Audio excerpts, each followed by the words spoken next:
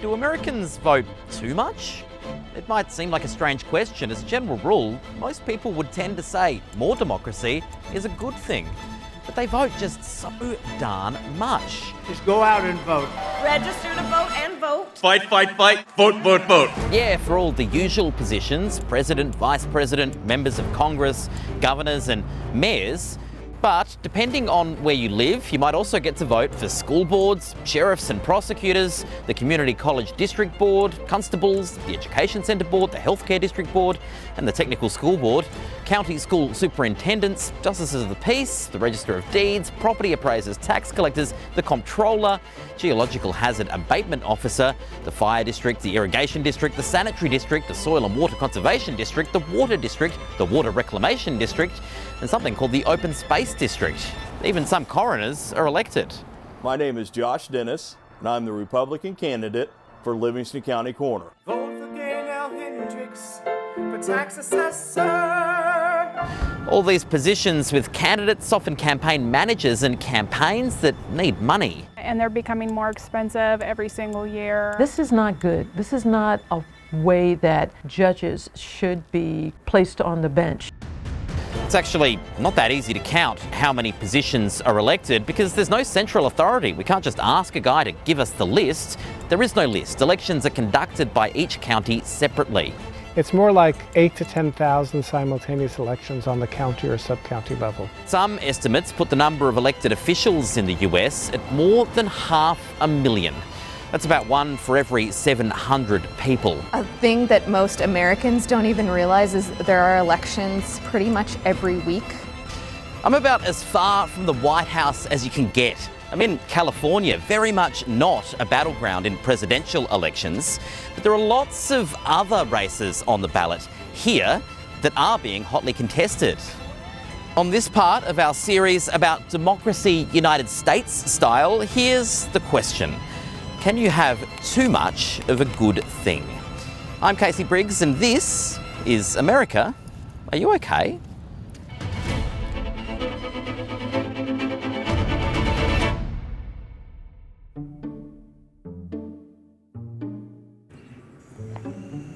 On November 5th, Bill Roth's name is on the ballot at the very bottom. Hi, my name is Bill Roth and I'm running for Santa Clara Valley Water District and I want to keep your water rates low. There are 140,000 voters in his electorate.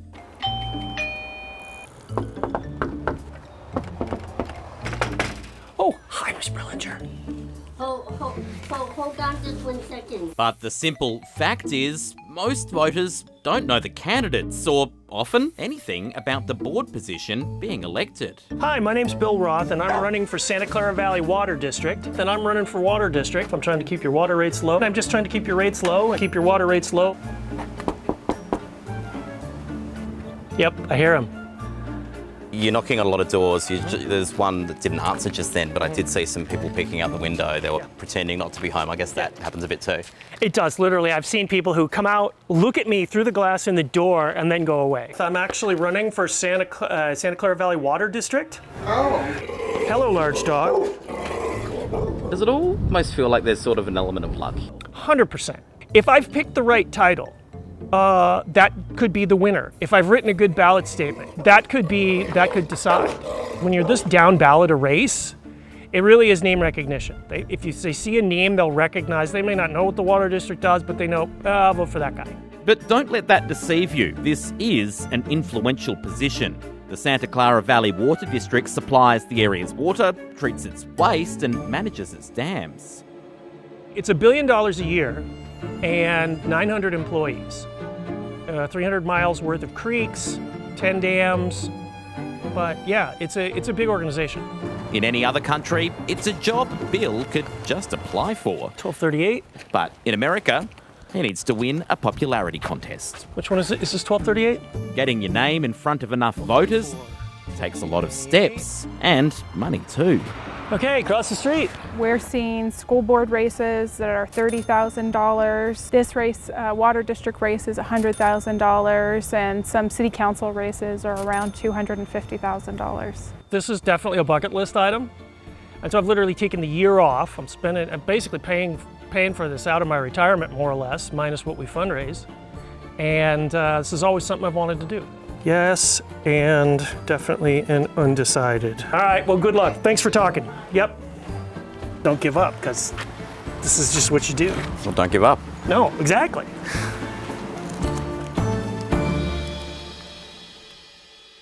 Here in Santa Clara County, voters in November will be given a ballot paper with positions ranging from president at the top all the way down to sanitary board.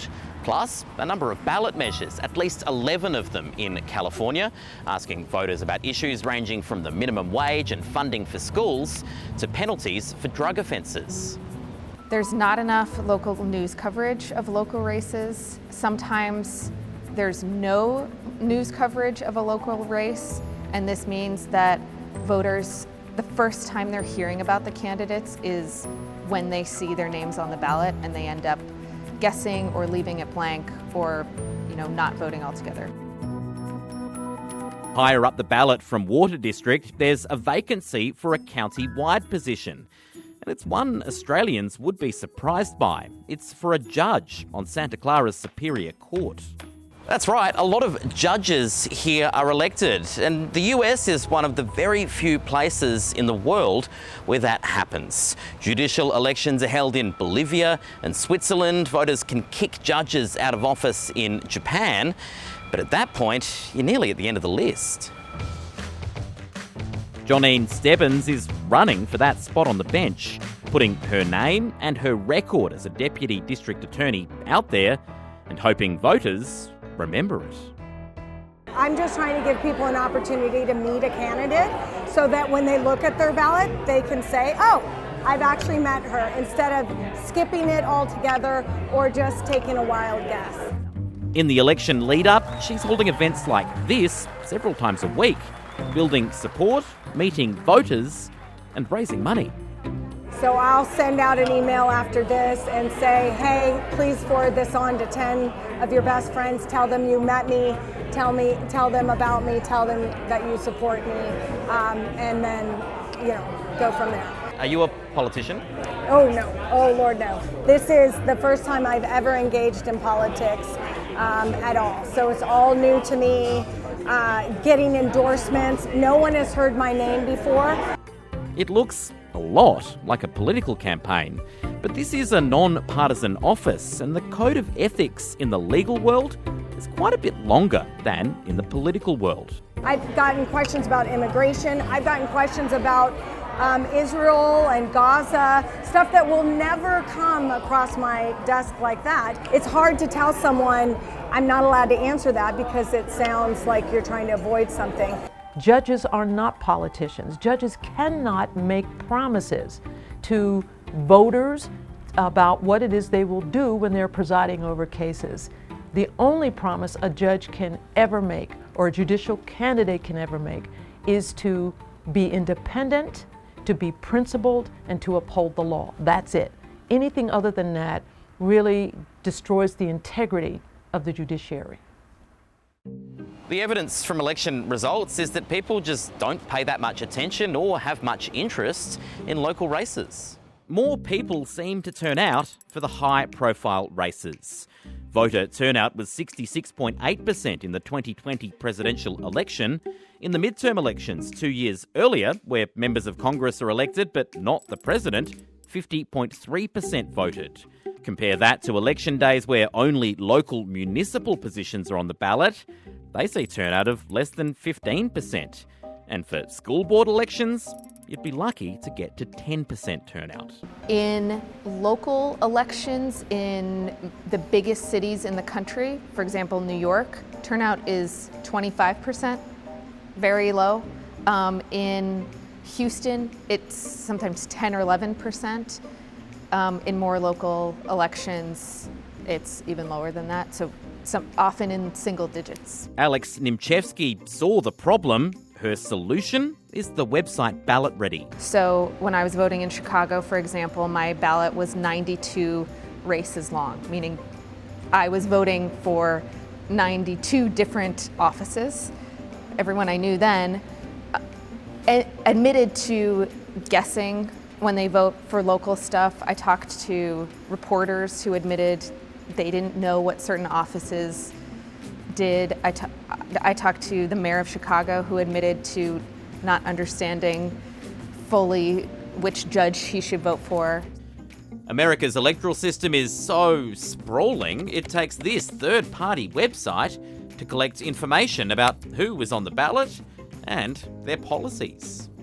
It's a ton of work to gather all this information, so some of it is available online, but a lot of it we have to call boards of elections, we have to submit requests via fax because that's the only way they take data requests.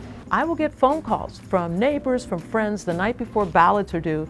Hey, do you know who this person is who wants to be reelected as a judge, or who's running, and who should I vote for? And I'm thinking, this is crazy. These people have tremendous authority and power over your lives, and you don't even know who they are. Judge Ladoris Hazzard Cordell knows who they are because she's been through the system herself.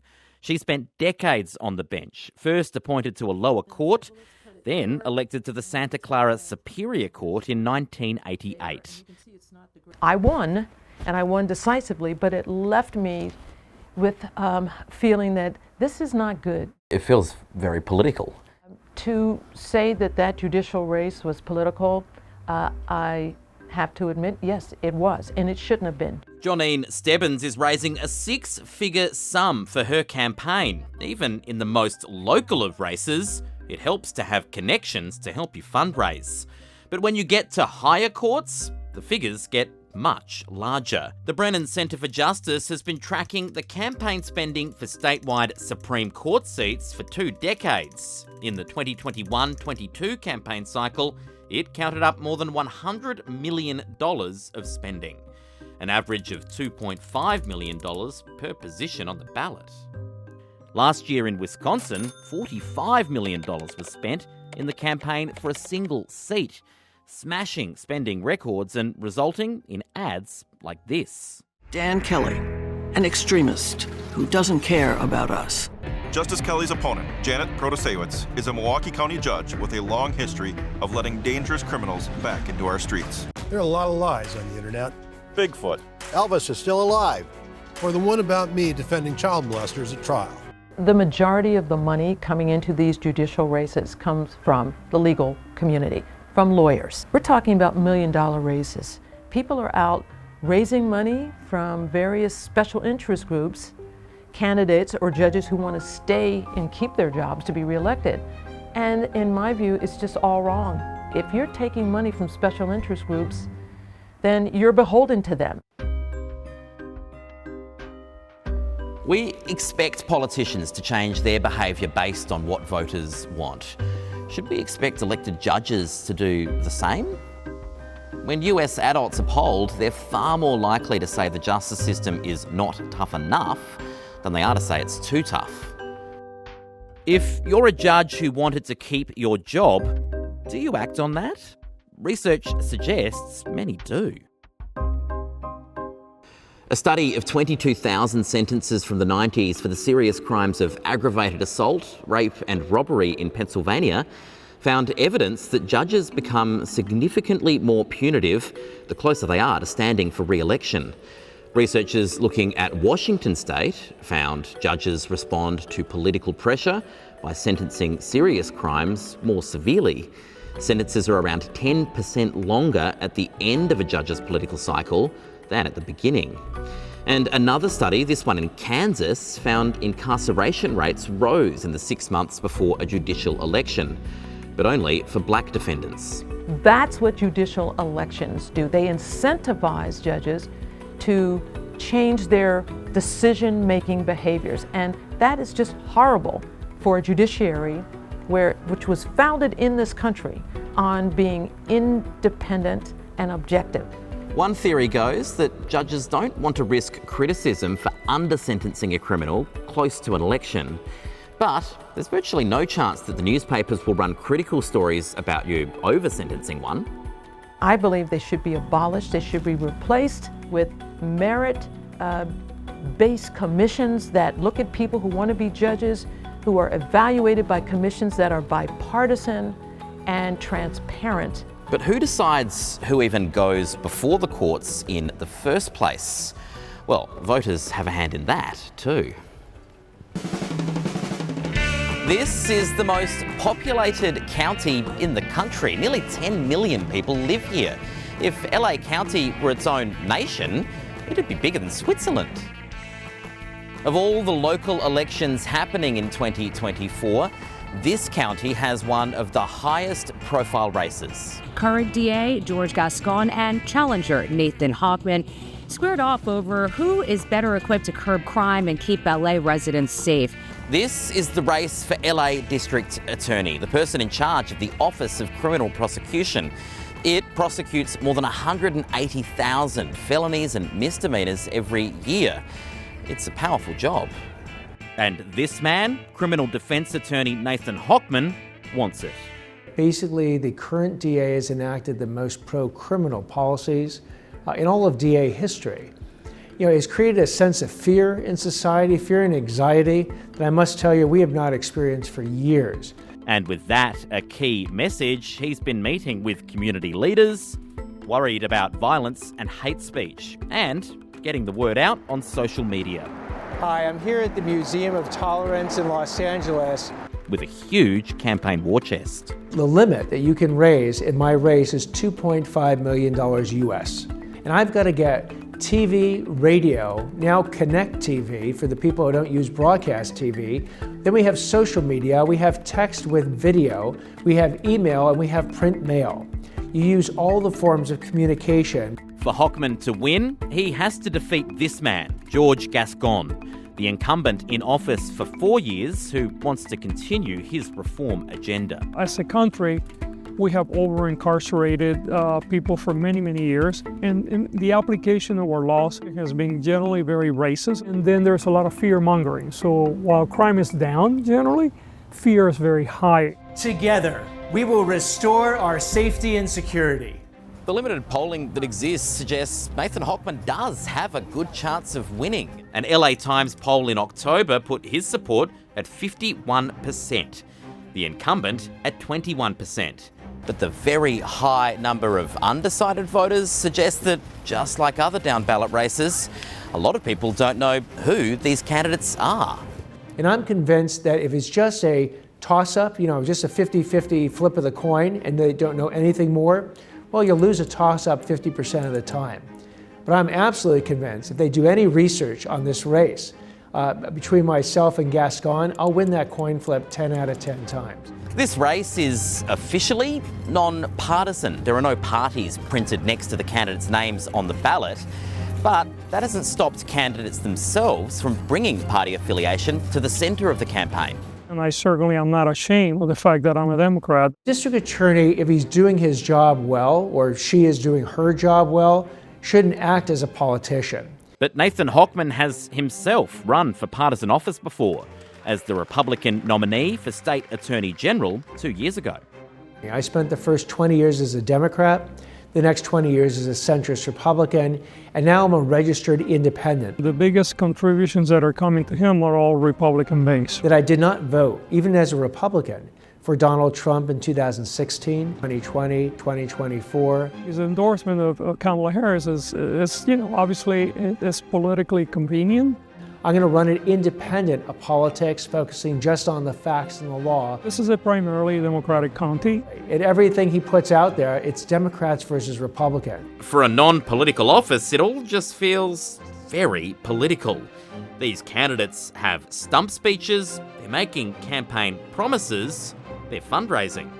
And maybe that's unavoidable when the election is this high profile and the stakes so high. You can see how it happens. The shorthand of Democrat or Republican tells you something about a person's values. And so, candidates attach themselves to those labels. It sounds like you're saying it's sort of an inevitable consequence of polarisation, that this race will become partisan. That's right. Is that a good thing, though? That's a horrible thing. So I think it's very detrimental, and that's why I'm very hopeful that we will evolve from this place. I do see light at the end of the tunnel. Elections for prosecutors are even rarer globally than judges. The United States is the only country that does it. The nation started electing them in the early 19th century as a response to voter dissatisfaction with appointments and the growing power of state governors to control the process. But I actually think it serves an important check on the system. There has to be some check on the DA, and that's actually the vote. Every 4 years, you have to subject yourself to an election.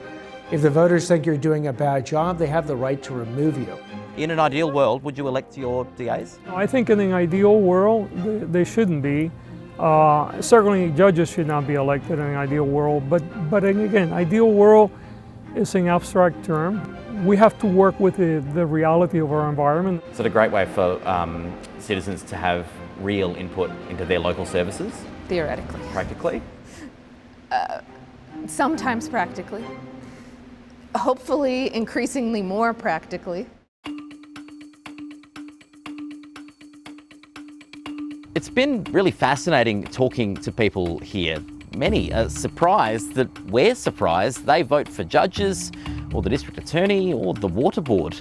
They just can't fathom that we don't do it in Australia, despite the fact that they're the unusual ones by global standards. Do you think that this is a process that leads to the best qualified person getting the job?